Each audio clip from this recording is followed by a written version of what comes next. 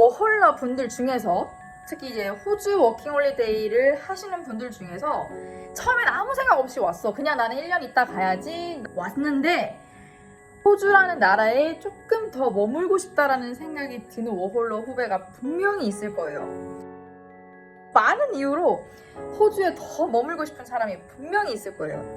영주권 학과를 알아본다든지 조금 더 오래 체류를 하기 위한 방법을 알아보는 후배들이 반드시 있을 거라고 생각을 하거든요. 이 영상은 그 분들을 위한 거예요. 가장 먼저 드리고 싶은 얘기는 영주권이라는 거는 매달려서 받는 게 절대 아니에요. 내가 이만큼 시간을 들였는데, 내가 이만큼 돈을 투자했는데, 내가 젊음과 청춘을 다 바쳐서 알 바가 아니야. 내가 매달리는 게 아니라고. 역으로 주세요 제발 저 영주권 따게 해주세요. 매달린다고 주는 게 절대 아니에요. 그리고 간절한 사람한테 준다고 보기도 조금 어려워. 영주권이라는 거는 매달려서 받는다는 개념은 일단 지우시고, 호주에서 내가 필요하면 날 붙잡겠지, 나라는 사람이 가치가 있고 도움이 된다면 얘네는 어떤 식으로든 나를 붙잡을 거야. 이민법이 계속 바뀌어요. 그 직업군이 하루아침에 사라질 수도 있어요. 절대 이건 매달려서 받는 게 아니에요.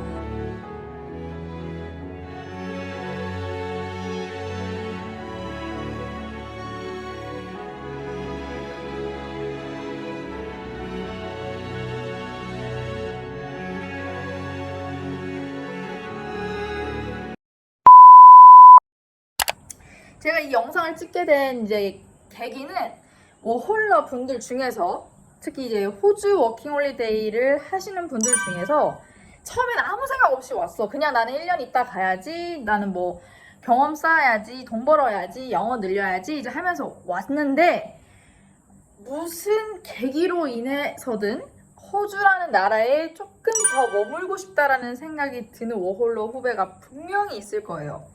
그게 뭐 자연 환경이 됐든, 뭐 한국보다 조금 덜 치열한 뭐 경쟁 문화, 아니면 뭐 정말 이건 나중 얘기지만 뭐 먼 훗날 내 자녀를 여기서 키우기 더 좋지 않을까부터 시작해서 미세먼지도 없어, 뭐 되게 한가해, 사람들도 뭐 다 여유로워, 영어도 배울 수 있어, 뭐 각종 많은 이유로 호주에 더 머물고 싶은 사람이 분명히 있을 거예요. 이제 그러면서 영주권 학과를 알아본다든지 혹은 호주에 조금 더 오래 체류를 하기 위한 방법을 알아보는 후배들이 반드시 있을 거라고 생각을 하거든요. 이 영상은 그 분들을 위한 거예요. 만약에 나는 이제 워홀하고 나는 한국 갈 거다, 뭐 나는 미련 없다, 나는 이제 할 만큼 했다, 한국 가서 살려한다 하시는 분들은 이 영상을 보지 않으셔도 됩니다.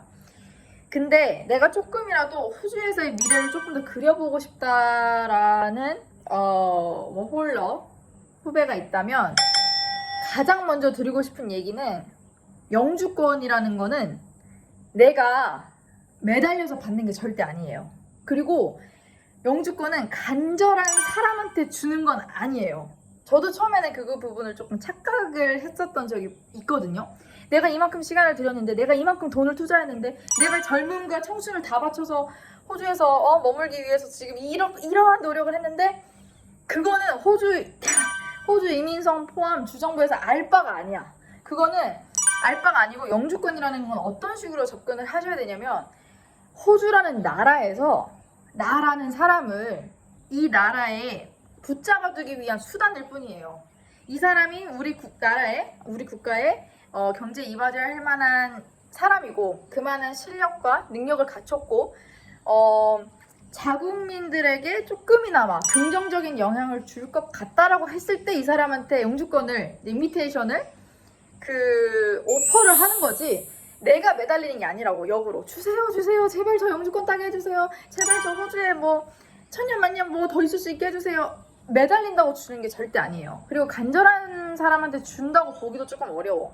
간절한 사람 더 많아요. 그렇게 따지면 뭐 가족이 딸려 있을 수도 있고, 저처럼 혼자 이렇게 도전하는 게 아니고 가족이 딸려 있었을 수도 있고, 아니면 정말 피치 못할 사정으로 고국을 갈 수 없는 사람들도 있을 수도 있잖아.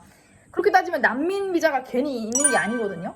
그래서 어쨌든 영주권이라는 거는 매달려서 받는다는 개념은 일단 지우시고, 내가 그만한 능력과 실력이 돼서 호주에서 나에게 오퍼를 하는 내 삶의 지평이 한국과 호주 두 가지 옵션으로 열릴 수 있는 기회라고 저는 항상 생각을 했어요.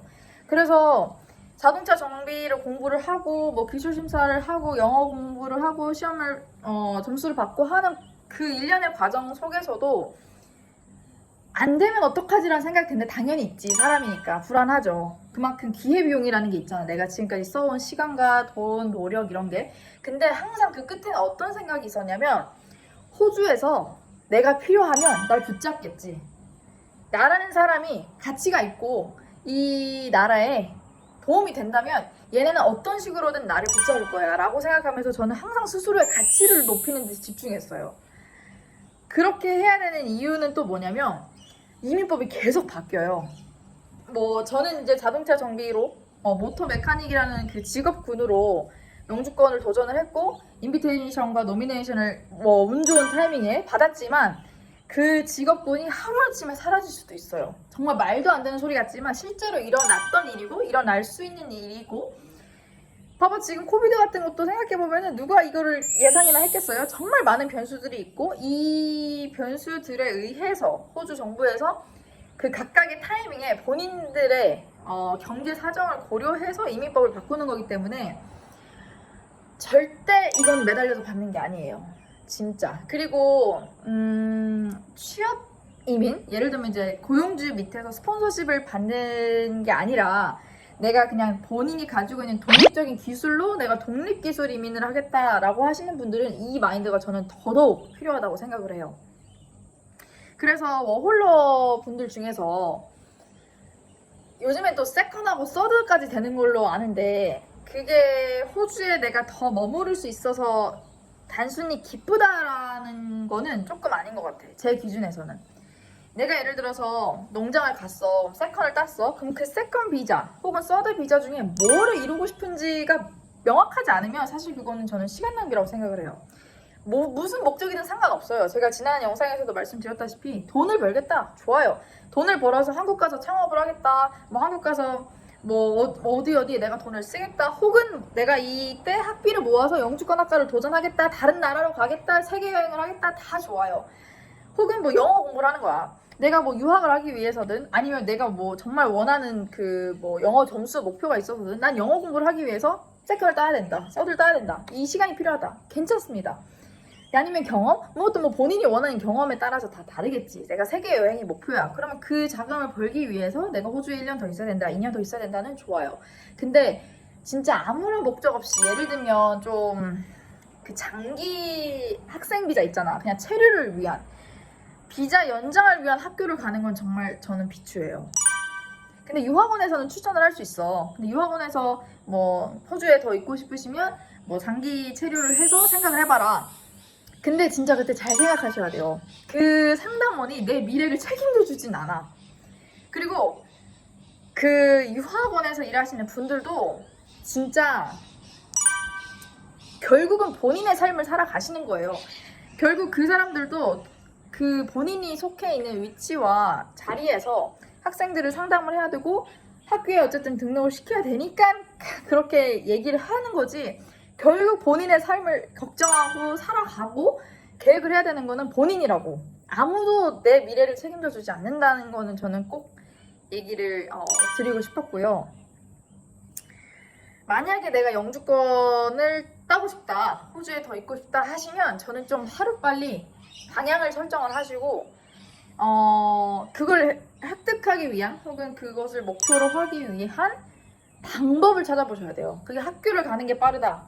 아니면은 보통은 근데 학교를 가는 게 빠르겠지. 정말 한국에서 뭔가 학력과 경력을 여기에 이제 사용하실 수 있는 분이 아니라면 학교를 가야 돼. 그럼 학비가 얼마일까? 학비를 버는데 부모님한테 손을 벌릴 수 있는가? 아니면 내가 벌어야 되는가? 벌어야 된다면 얼마를 언제까지 어떻게 벌 것인가를 실질적인 고민을 하셔야 돼요. 이게 호주에 내가 1, 2년 더 있으면서 생각해본다? 있으면서 생각해볼 수도 있기는 하지. 근데 그러면 그 20대 혹은 30대가 영원하지 않거든요. 그리고 그렇게 임시적인 비자는 언젠가는 끝나요. 근데 항상 사람들이 좀 착각을 하거든요. 장기 비자를 받았어. 2, 3년짜리 비자를 받았어. 그러면 그게 너무 까마득한 미래 같은 거야. 2025년, 26년에 끝나. 그럼 뭐 그때 가서 생각하지. 한참 멀었을 것 같지? 근데 결국 그 타임은 온다고요. 비자가 끝나는 타이밍은 무조건 오게 돼 있어요. 외국인 그 신분으로서 비자가 끝나는 타이밍은 언젠가 넌 온다. 그리고 내가 그때 반드시 또 갈까 한국에 아니면 더 있을까 더 있으려면 어떻게 해야 되지 그러면서 또 복잡해지고 그 시나리오가 계속 무한 반복이에요. 진짜.